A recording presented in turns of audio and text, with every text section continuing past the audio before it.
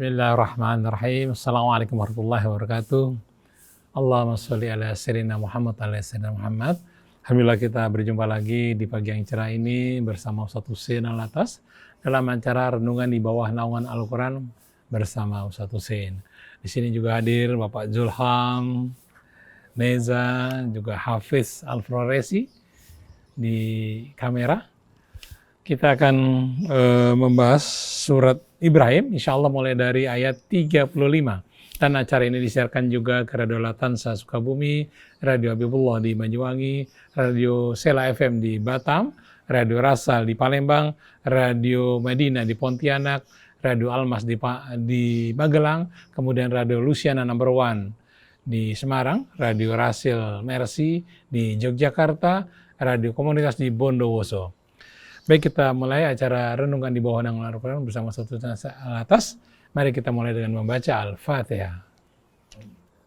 A'udzu billahi minasyaitonir rajim. Bismillahirrahmanirrahim. Alhamdulillahi rabbil alamin. Hamdan katsiran thayyiban mubarakan fih kama yuhibbu rabbuna wa yarda. Allahumma shalli ala Muhammadin wa ali Muhammad. Rabbana zidna ilman wa alhiqna bis salihin. Waj'al lana lisana sidqin fil akhirin waj'alna min warathati jannatin na'im. Wa la tukhzina yawmaddin yawma la yanfa'u malun wa la banun illa man atallaha biqalbin salim. Allahumma allimna ma yanfa'una wanfa'na bima 'allamtana. Allahumma inna na'udzu bika min ilmin la yanfa' wa min qalbin la yakhsha wa min nafsin la tashba wa min du'ain la yusma. Amma ba'du, ikhwan akhwat, pendengar pemirsa Radio TV Silaturahim yang dirahmati Allah. Ustaz Muhammad Krisna yang menemani kita pagi hari ini, Neza, Hafidh, semua keluarga besar Rasil yang dirahmati Allah, tamu kita pada pagi hari ini, seluruh kaum muslimin dan muslimat dimanapun Anda berada, baik yang mendengar siaran langsung kita atau siaran tunda, salamullahi alaikum jami'an warahmatullahi wabarakatuh. Pagi hari ini insya Allah kita akan melanjutkan renungan kita di bawah naungan surah Ibrahim dimulai dari ayat 35. Kita akan awali dengan membaca Ummul Kitab dan membaca ayat-ayat yang kita akan renungkan bersama. A'udzu billahi minasy syaithanir rajim. Bismillahirrahmanirrahim. Alhamdulillahi rabbil alamin. Ar-Rahmanir Rahim. Maliki yaumiddin. Iyyaka na'budu wa iyyaka nasta'in. Ihdinas siratal mustaqim. Siratal ladzina an'amta 'alaihim ghairil maghdubi 'alaihim waladdallin.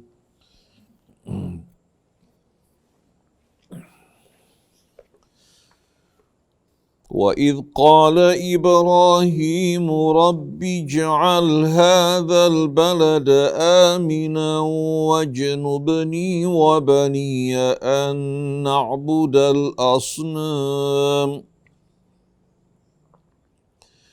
رَبِّ إِنَّهُنَّ أَضْلَلْنَ كَثِيرًا مِّنَ النَّاسِ فَمَن تَبِعَنِي فَإِنَّهُ مِنِّي وَمَنْ عَصَانِي فَإِنَّكَ غَفُورٌ رَّحِيمٌ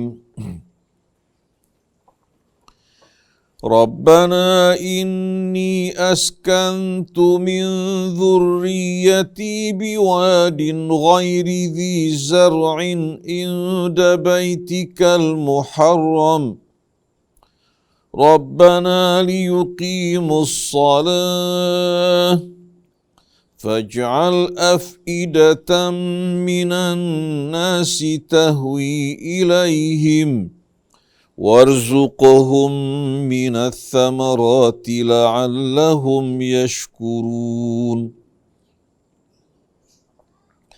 ربنا إنك تعلم ما نخفي وما نعلن وما يخفى على الله من شيء في الأرض ولا في السماء الحمد لله الذي وهب لي على الكبر إسماعيل وإسحاق إن ربي لسميع الدعاء رب اجعلني مقيم الصلاة ومن ذريتي ربنا وتقبل دعاء ربنا اغفر لي ولوالدي وللمؤمنين يوم يقوم الحساب صدق الله العظيم صدق الله العظيم وصدق رسوله الكريم ونحن على ذلك من الشاهدين. Ikhwan, akhwat, pendengar, pemirsa, seluruh kaum muslimin dan muslimat, seluruh anak bangsa kita yang dirahmati Allah Subhanahu wa ta'ala. Assalamullahi alaikum jami'an wa rahmatullahi wa barakatuh. Kajian kita, renungan kita pada pagi hari ini bersama surah Ibrahim, dimulai dari ayat 35. Pada ayat-ayat sebelumnya Allah Subhanahu wa ta'ala mengingatkan kita akan nikmat dan karunia-Nya yang tak terhingga, yang Allah limpahkan atas kita semua. Kita hamba-hamba, makhluk-makhluk yang berhutang dengan seluruh hidup kita, seluruh eksistensi kita, dengan seluruh nikmat yang ada pada kita kepada Allah Subhanahu wa ta'ala. Kalau Allah Subhanahu wa ta'ala menguji kita semua, siapa di antara kita yang termasuk dari orang-orang yang bersyukur akan nikmat dan karunia yang Allah berikan kepada kita? Menguji kita setelah mengingatkan kita bahwa kita diciptakan oleh Allah, ditempatkan di muka bumi juga yang diciptakan oleh Allah dengan sarana kehidupan yang tersedia. Allah berikan kita akal, ajarkan kita ilmu pengetahuan, utus Rasul-Nya, turunkan kitabnya. Allah Subhanahu wa ta'ala ingin menguji rasa syukur kita. Apakah kita termasuk dari hamba-hambanya yang bersyukur atas semua itu? Dengan kita mengabdi kepada Allah, berserah diri kepadanya, apakah kita termasuk dari orang-orang yang ingkar?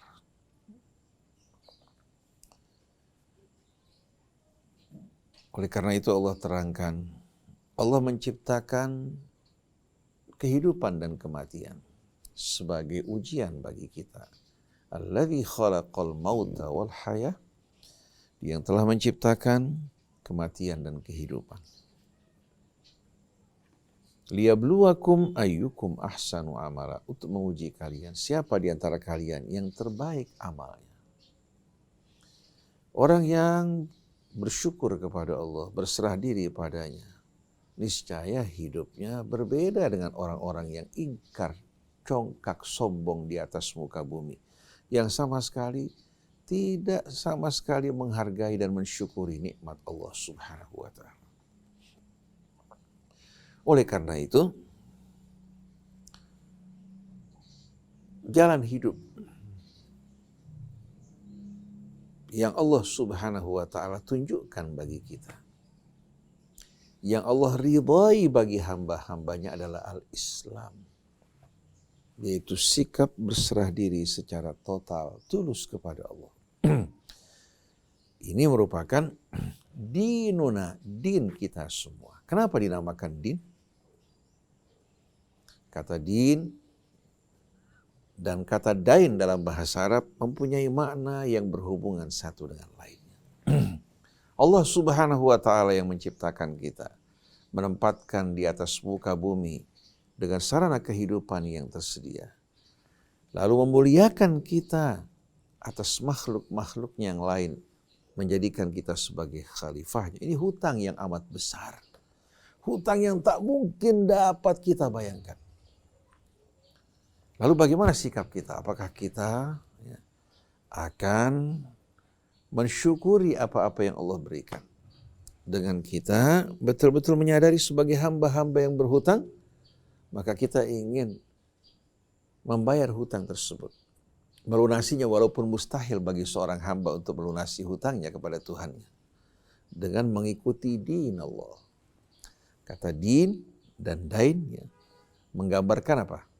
Menggambarkan bagaimana landasan kehidupan kita yang didasari betul-betul oleh rasa berhutang kita kepada Allah atas seluruh nikmatnya, kita ungkapkan dengan cara kita berserah diri kepada Allah.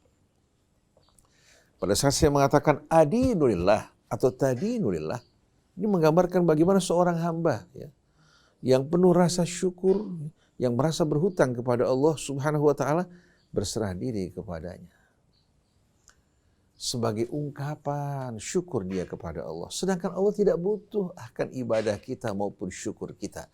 Tapi Allah menghargai orang-orang yang bersyukuri nikmatnya, dan Allah Subhanahu wa ta'ala akan memberikan balasan hukuman terhadap mereka yang ingkar dan sombong. Oleh karena itu, mengapa Allah wajibkan kita untuk berbakti pada ayah ibu kita? Karena kita berhutang banyak pada ayah ibu kita.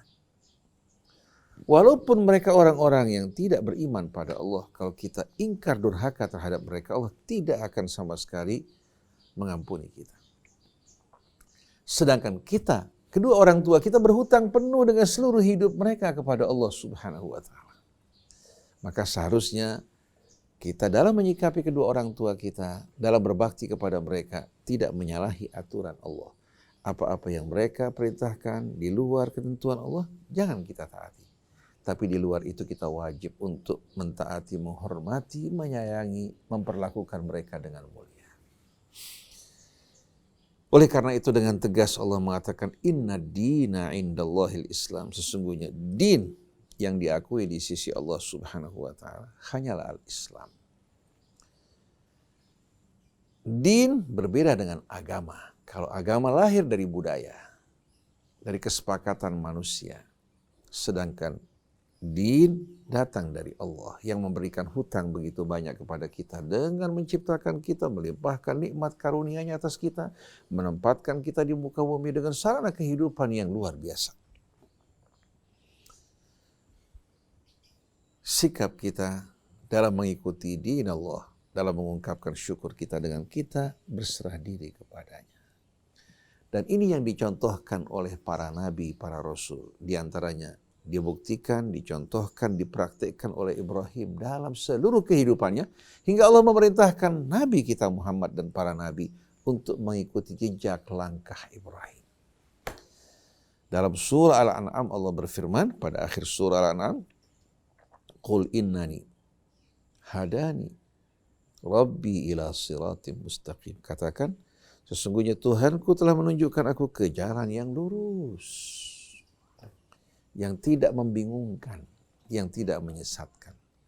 Jalan yang menghubungkan kita hamba langsung kepada Allah Subhanahu wa ta'ala.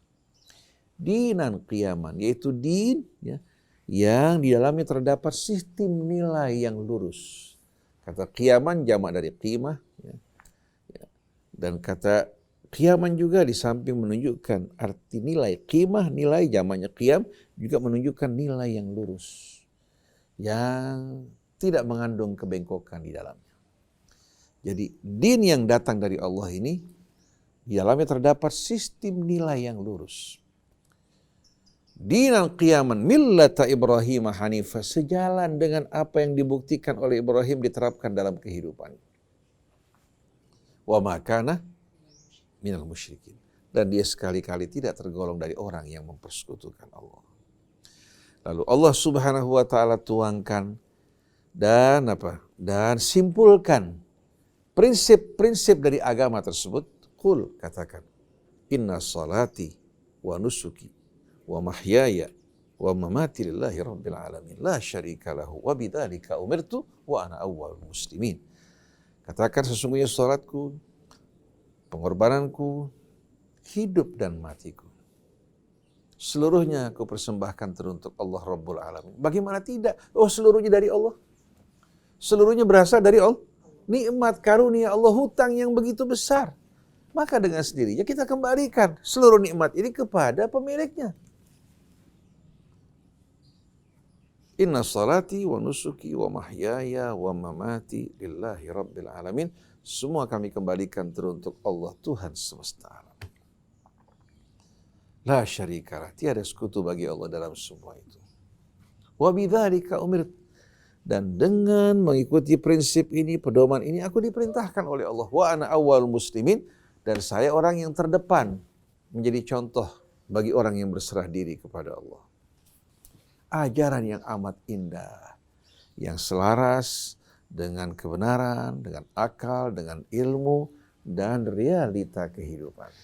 Kecuali mereka yang ingkar bahwa dirinya berasal dari Allah dan alam raya dan seluruh isinya berasal dari Allah Subhanahu wa taala. Nah, kita ingin melihat melalui ayat-ayat yang kita renungkan pagi hari ini, bagaimana Ibrahim dalam hidupnya memberikan contoh kepada kita yang amat indah dalam berserah diri kepadanya. Wa idh qala Ibrahimu Rabbi ij'al hadzal balada aminan wajnubni wa baniya an na'budal asnam. Ceritakan, terangkan kepada umatmu wahai Rasulullah. Wa idh qala Ibrahim, ya. Jumlah sebelumnya wadhkur fil kitabi idh qala Ibrahim. Terangkan sebagaimana dalam Alkitab ketika Ibrahim berkata kepada siapa? Ketika Ibrahim berdoa kepada Allah. Rabbij'al hadzal balada amina. Wahai Tuhanku, wahai penciptaku, pemilikku, penguasaku, pengasuhku, pemeliharaku. Jadikanlah negeri ini itu kota suci Mekah, negeri yang aman, sentosa. Agar orang betul-betul dapat menjalani ibadah kepada Allah dengan khusyuk, mengkhusyukkan dirinya. Allah yang memerintahkan untuk membangun rumah Allah di tempat tersebut. Rumah Allah bukan berarti Allah berdiam di sana. Sama sekali tidak. Allah Subhanahu wa taala zat yang maha suci, yang tak menempati ruang dan masa, yang tak terperikan, yang tidak terjangkau oleh indera kita, yang tidak menyerupai sesuatu dan tidak ada sesuatu yang menyerupai dirinya. Lalu seorang hamba di saat dia berdoa, kemana dia harus menghadapkan dirinya? Maka Allah dengan rahmatnya memerintahkan Ibrahim untuk membangun sebuah rumah sederhana di kota Mekah yang berada di tengah-tengah dunia. Agar seluruh kaum muslimin, orang yang beriman, di saat mereka berdoa, di saat mereka sholat, menghadapkan wajah mereka ke sana. Sebetulnya, kemanapun mereka menghadapkan wajah mereka, di sana ada Allah. Walillahil masyriq wal maghrib fa aina tuwallu fathamma wajhullah. Timur dan barat milik Allah. Allah tidak berada di timur, tidak berada di barat. Tapi timur, barat milik Allah. Kemanapun kalian menghadapkan wajah kalian, di sana terdapat wajah Allah. Tapi kalau Allah biarkan setiap orang menghadapkan wajahnya ke arah yang bermacam-macam, muncul nanti kesan, anggapan bahwa Tuhan juga apa? Berbilang. Maka Allah perintahkan kita untuk menghadapkan wajah kita menuju Ka'bah, bukan Ka'bah yang kita tuju, tapi Allah. Sedangkan Ka'bah hanya simbol. Hanya apa? Sebagai simbol, orang dari timur, dari barat, dari selatan, dari utara, semua menghadap ke arah yang sama. Ini merupakan apa? Simbol gambaran dari tauhid yang amat indah. Ingat, bukan Ka'bah yang kita sembah. Ka'bah terbuat dari batu-batu biasa. kesucian tempat tersebut karena dihubungkan dengan Allah, bukan karena batu-batuannya. Allah perintahkan Ibrahim untuk membangun kota tersebut, membangun rumah tersebut yang sederhana untuk menjadi tempat orang beribadah, bertawaf, beriktikaf, mengungkapkan rindu harapan mereka kepada Allah. Bukan tempat, bukan rumah yang mereka tuju, tapi Allah Subhanahu wa ta'ala. Lalu Ibrahim berdoa, wahai Tuhanku, jadikanlah kota ini sebagai kota yang aman. Wajnubni wa baniya an na'budal asnam, dan jauhkan aku, ya Allah, dan anak-anakku, keturunanku dari penyembahan berhala. Ibrahim yang begitu tulus kepada Allah, ternyata masih memohon kepada Allah untuk menjauhkan dirinya dari penyembahan berhala. Begitu pula anak keturunannya. Menunjukkan betapa cintanya Ibrahim kepada ketulusan keislaman kepada Allah. Sedangkan kita memandang hal ini sepele.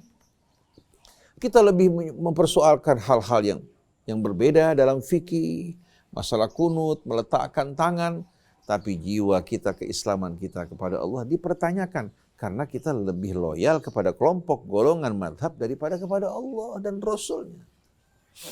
Kalau Ibrahim, Nabi kita, betul-betul mereka mohon agar Allah Subhanahu wa ta'ala memelihara jiwa mereka dari penyembahan berhala, begitu pula untuk anak-anak mereka. Rabbi innahunna adlalna katsiran minan nas. Wahai Tuhanku, wahai penciptaku, pemilikku, penguasaku, pengasuhku, sesungguhnya berhala-berhala ini telah banyak menyesatkan kebanyakan manusia. Rabbi innahunna adlalna katsiran minan nas. Wahai Tuhanku, pengasuhku, sesungguhnya berhala-berhala ini telah menyesatkan banyak manusia.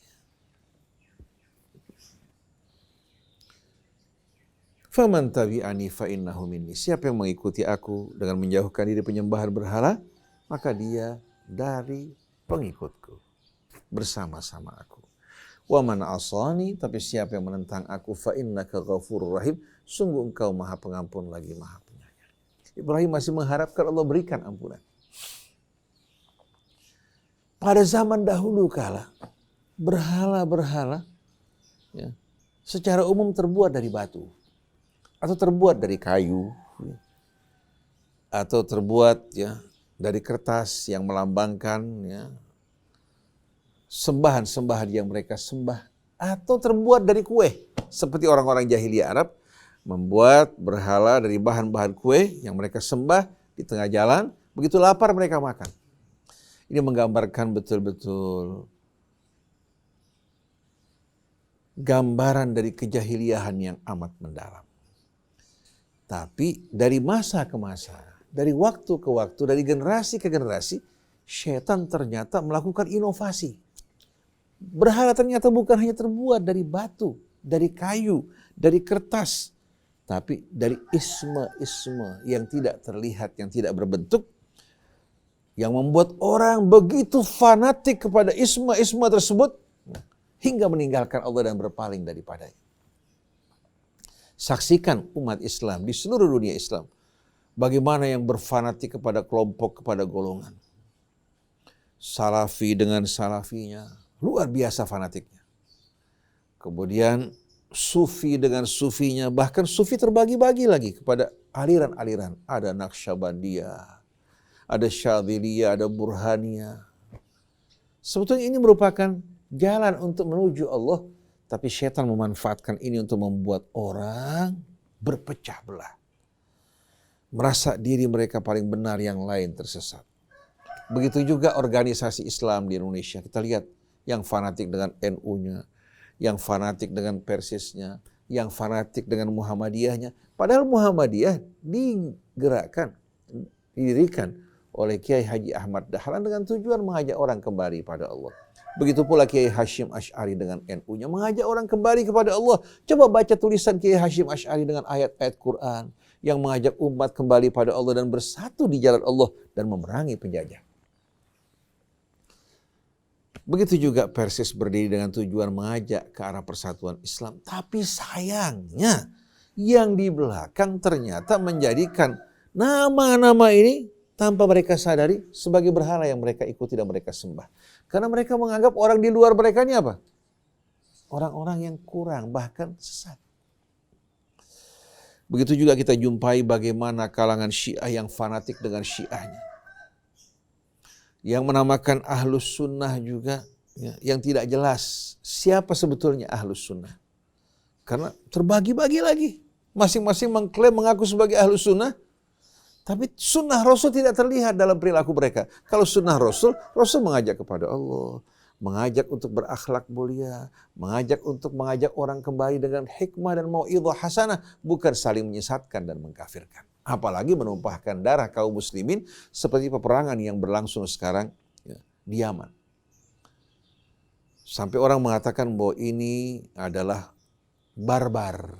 Sampai mereka akhirnya menuduh Islam sebagai agama barbar karena perilaku jahiliyah yang dilakukan oleh pemimpin-pemimpin dunia Arab. Yang bukan Islam sebetulnya. Ini jahiliyah berpakaian Islam. Dan ini bukan hal yang baru. Dari mulai zaman dahulu kala kita jumpai praktek-praktek seperti ini. Jadi kita saksikan bagaimana kefanatikan orang terhadap kelompok. Yang satu mengatakan nahnu Syiah. Bukan mengatakan nahnu muslimun. Islam nama yang Allah ridhai. Nahnu Syiah atba' ahlul bait, pengikut ahlul bait. Waktu dicocokkan dengan jalan hidupnya keluarga Rasul, ternyata syatan ma bainahuma. Terdapat jurang pemisah di antara keduanya. Karena keluarga Rasul selalu mengajak kepada Allah, mengajak kepada Al-Quran. Sedangkan di kalangan yang bangga diri ini, jarang Quran direnungkan. Yang banyak riwayat. Riwayat yang tidak dapat dijamin kebenarannya. Begitu juga yang mengaku sebagai Ahlus Sunnah. Sunnah begitu indah, sunnah Rasul. Tapi subhanallah, kenapa kok sunnah tapi mengajak kepada perpecahan, perselisihan, menjadikan mimbar sebagai tempat untuk saling caci memaki. Oleh karena itu, mari kita tinggalkan penyembahan terhadap berhala. Mari kita tidak menjadikan organisasi ini sebagai berhala-berhala yang kita sembah, tapi sebagai tempat wadah kita memperjuangkan Islam. Seperti yang dilakukan Kiai Haji Ahmad Dahlan, Kiai Hashim Asy'arinya. Seperti para Ahlul Bait berjuang, para sahabat Nabi berjuang. Jauhkan lisan kita dari mulut kotor. Jadi ingat, setan penuh dengan inovasi. Dia mampu untuk menginovasi berhala pada saat ini. Bukan lagi ya, berhala-berhala batu. Karena sudah tidak mampu lagi menipu orang. Tapi berhala saat ini isma-isma yang menenggelamkan manusia dalam kefanatikan. Hingga membuat mata mereka buta, telinga mereka menjadi tuli. Saya minta dalam memahami ucapan saya jangan sepotong-sepotong. Saya menghargai Kiai Hashim Asy'ari, menghargai juga Kiai Haji Ahmad Dahlan, menghargai tokoh-tokoh Islam, para imam seperti Syafi'i, Maliki, Hambali, Hanafi. Tapi ingat, mereka tidak mengajak kepada Allah. Tapi mereka-mereka yang mengajak kepada kelompok dan golongan, mereka-mereka orang yang tersesat dari jalan pendahulu mereka, dari jalan para sahabat Nabi, keluarga Nabi, demikian pula jalan Nabi kita dan para Rasul ridwanullahi alaihim ajma'in. Jadi Ibrahim dulu berdoa agar dijauhkan dari penyembahan berhala. Berhala-berhala yang biasa disembah oleh manusia dalam bentuk batu. Sekarang berhala-berhala yang bermunculan ternyata bukan lagi dalam bentuk batu materi yang terlihat. Tapi dalam bentuk nama-nama yang indah. Tapi dalamnya penuh dengan kesyirikan dan racun-racun jahiliyah.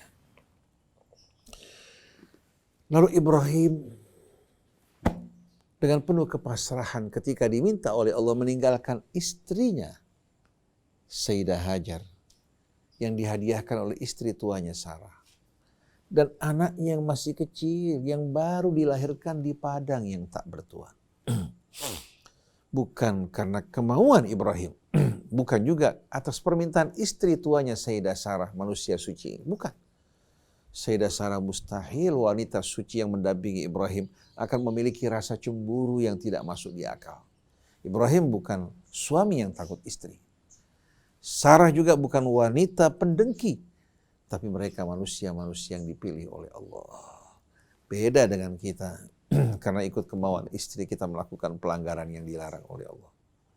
Tapi perintah Allah untuk menguji Ibrahim. Apakah dia lebih cinta pada anaknya? Apakah Allah? Ibrahim ternyata mematuhi perintah Allah. Rabbana, wahai Tuhan kami. Dia menggunakan kata Rabbana bukan Rabbi. Karena dia berbicara tentang dirinya juga tentang istri dan anaknya. Rabbana, inni askantu min dzurriyyati. Sesungguhnya aku menempatkan min dzurriyyati sebahagian dari keturunanku. Biwadin ghairi dzi zar'in inda baitikal muharram. Di satu lembah yang tidak terdapat tanaman. Lembah yang kering, kerontang, tandus, yang isinya hanya batu-batu. Biwadin ghairi dzi zar'in. Di lembah yang tak terdapat tanaman. Berarti tidak terdapat juga air. Inda baitikal muharram. Di sisi rumahmu yang diharamkan, ya Allah. Ini pelajaran bagi kita orang yang beriman. Agar kita tidak berkecil hati, berputus asa. Karena tidak memiliki katakan sumber-sumber kehidupan. Karena kehidupan di tangan Allah yang menghidupkan, mematikan. Sumber-sumber rizki, Allah yang memberikan rizki, bukan usaha. Rabbana liyuqimus shalah, wahai Tuhan kami. Wahai Tuhan kami. Apa yang diminta oleh Ibrahim pertama-tama?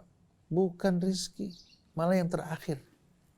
Tapi yang diminta pertama, Rabbana liyuqimus shalah, wahai Tuhan kami, hendaklah Engkau membantu mereka, membimbing mereka untuk selalu mendirikan sholat. Bukan mengerjakan sholat, mendirikan sholat.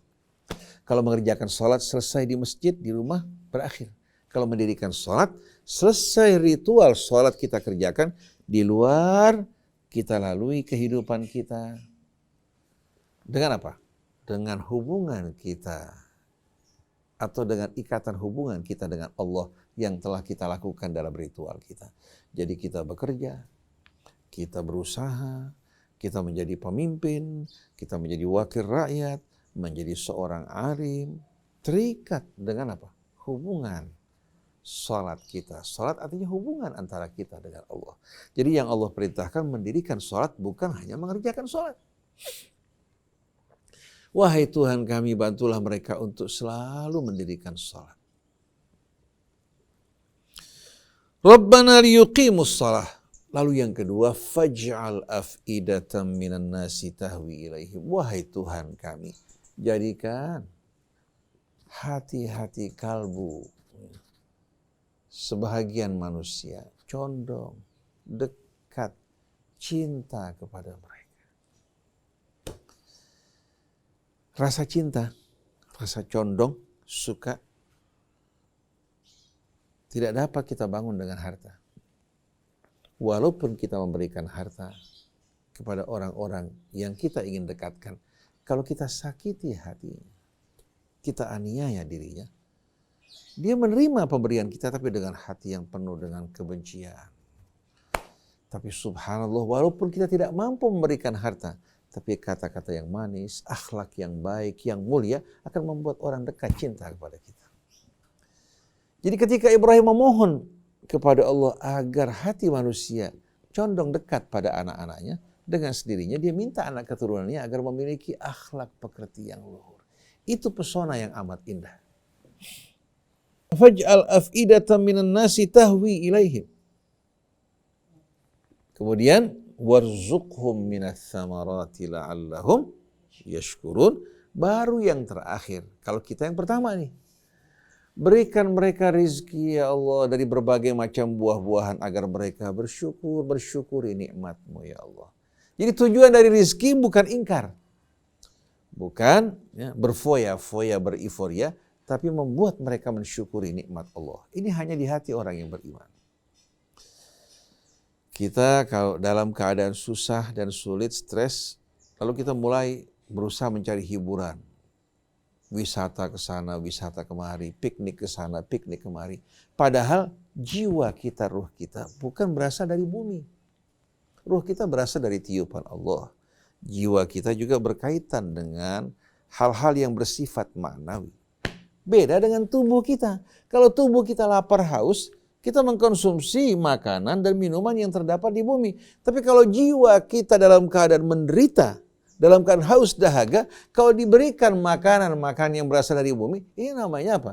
Obat yang tidak pada tempatnya. Seharusnya kembalikan pada Allah, ingat pada Allah, berzikir kepada Allah, kembali kepada Allah, membaca ayat-ayat suci kitab, baru membersihkan hati kita. Tapi kalau kita dalam keadaan stres menderita, lari dengan berlibur ke sana kemari, waktu pulang stresnya bertambah. Penyakitnya tidak akan selesai karena kita melarikan diri atau berobat dengan obat yang salah.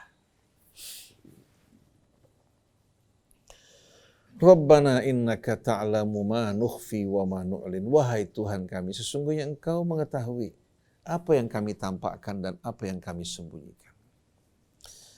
Artinya apa yang menjadi harapan Ibrahim, keinginannya, ya, dan juga apa yang ditakuti Ibrahim, semua diketahui oleh Allah. Rabbana innaka ta'lamu ma nukhfi wa ma nu'lin. Wahai Tuhan kami, Engkau mengetahui apa yang kami sembunyikan dan apa yang kami tampakkan. Wa ma yakhfa 'alallahi min syai'in fil ardi wala fis sama. Dan tidak ada satupun yang tersembunyi dari Allah, baik di bumi maupun di langit. Secara tidak langsung, dia memasrahkan seluruh jiwa dan raganya kepada Allah yang mengetahui segala sesuatu. Lalu Ibrahim bersyukur pada Allah, karena di hari tua, Allah anugerahkan dia 2 anak, Ismail dan Ishak. Alhamdulillah, alladzi wahaba li alal kibari Ismaila wa Ishak. Segala puji bagi Allah. Puja-puji seluruhnya Ibrahim persembahkan teruntuk Allah yang telah menganugerahkan dia dalam usia lanjut dan tua, Ismail wa Ishak. Ismail dan Ishak. Inna Rabbi la sami'ud du'a. Sesungguhnya Tuhanku benar-benar maha mendengar doa hambanya, mengabulkan doa hambanya. Karena Ibrahim terus berdoa. Pada masa muda tidak mendapatkan anak, di hari tua Allah berikan dia anak Ismail dan Ishak yang kedua-duanya melahirkan nabi-nabi mulia. Dari Ishak lahir nabi-nabi Bani Israel yang menjadi pemuka di atas muka bumi. Dari Ismail lahir seorang nabi yang bernama Muhammad sallallahu alaihi wasallam. Kalau nabi-nabi Bani Israel khusus diutus di tengah kaumnya, sedangkan Nabi Muhammad diutus sebagai rahmatan lil alamin. Ini karunia Allah pada Ibrahim. Nah, kalau ingin mendapatkan karunia yang serupa, serahkan jiwa raga kita kepada Allah. Jangan setengah-setengah. Yang kita cocok kita ikuti Allah, yang tidak cocok kita sisihkan. Ini namanya beriman kepada sebahagian, menolak sebahagian yang lain. Rabbi ja'alni muqimas salati wa min dhurriyyati rabbana wa taqabbal du'a. Lalu Ibrahim kembali melanjutkan doanya. Wahai Tuhanku, pengasuhku, pemeliharaku, penguasaku. Jadikan aku orang yang selalu mendirikan sholat. Begitu pula anak keturunanku ya Allah. Betapa pentingnya sholat. Hingga Ibrahim memohon pada Allah untuk membantu dirinya dan anak-anaknya. Rabbana wa taqabbal du'a. Kembali Allah ulangi harapannya. Kembali Ibrahim mengulangi harapannya. Wahai Tuhan kami, terimalah doa kami. Agar kami, anak-anak kami selalu mendirikan sholat. Mengerjakan sholat mungkin mudah, tapi mendirikan sholat ini tidak gampang. Karena sholat yang didirikan berlangsung terus. Tidak terputus hanya dalam dinding-dinding masjid. Rabbana ighfirli wali walidayya walil mu'minina yauma yaqumul hisab. Betapa indahnya Ibrahim. Bukan hanya berdoa untuk dirinya. Ini yang seharusnya kita lakukan. Rabbana ighfirli, wahai Tuhan kami, ampunilah dosaku. Wali walidayya, begitu juga untuk kedua orang tuaku. Walil mu'minina yauma yaqumul hisab, dan seluruh kaum mukminin tanpa membedakan warna kulit mereka, golongan mereka, ketika hari hisab datang. Ketika manusia dikumpulkan di hadapan Allah.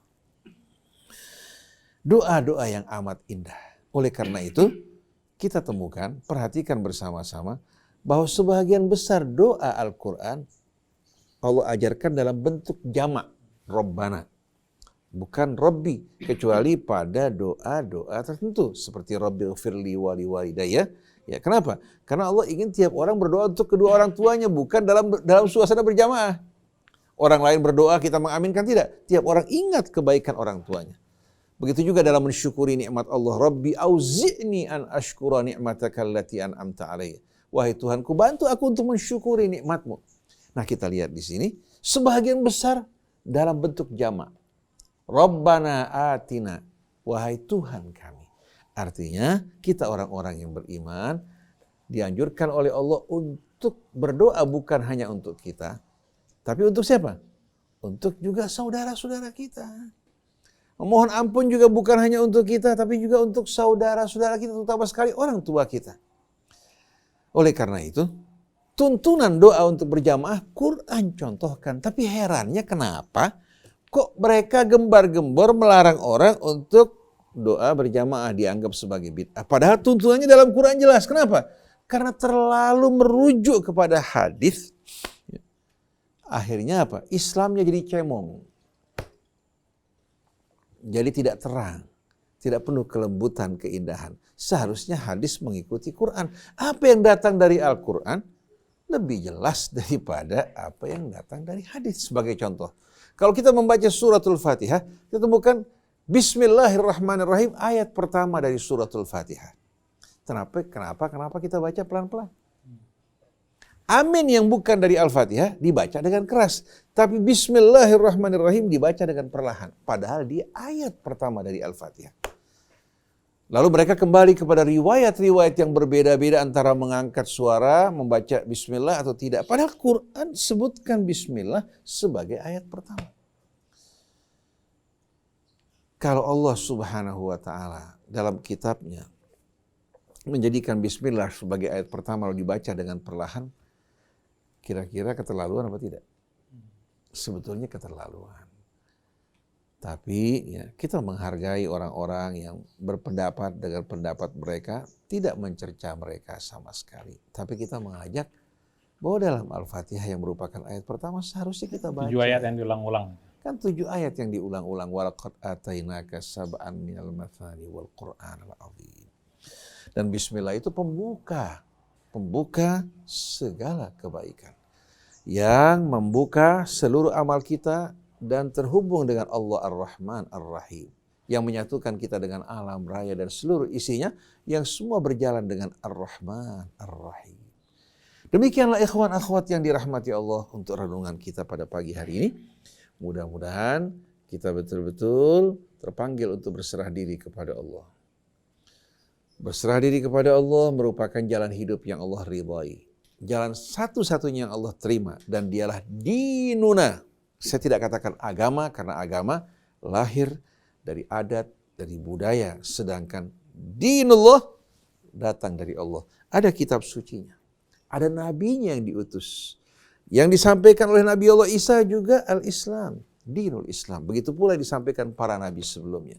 Islam bukan hanya sebuah nama kosong, tapi makna yang mengandung arti berserah diri kepada Allah. Sebagaimana Nabi Isa mengajak pengikutnya, begitu pula nabi-nabi sebelumnya. Maka kita mengajak seluruh umat manusia, putra dan putri Adam, keluarga besar yang terikat dalam ikatan rahim yang begitu indah. Mari bersama-sama kita berserah diri, mengikuti jalan para nabi dan para rasul yang akan memastikan keselamatan kita di hari akhir nanti.